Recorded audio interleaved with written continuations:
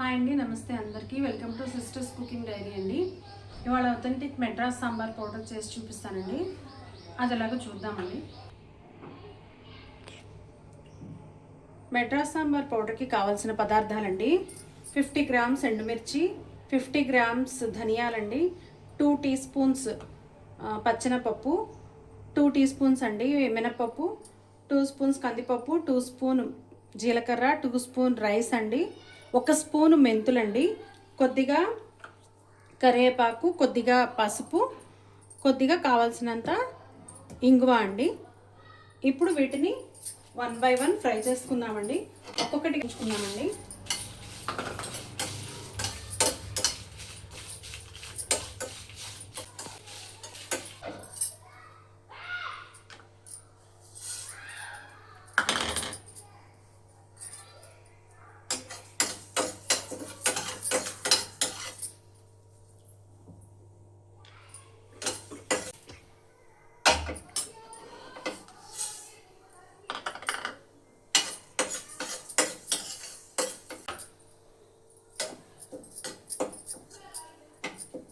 చల్లారిన తర్వాత ఇందులో మనం తీసుకున్న పసుపు, కాస్త ఇంగువ వేసి మిక్సీ పట్టుకోవాలండి.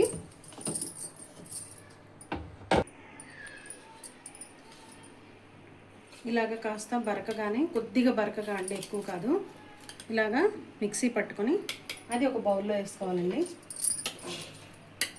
పౌడరు ఇలా బాటిల్కి వేసుకుని మనం నిల్వ పెట్టుకుంటే చాలా రోజులు వస్తుందండి.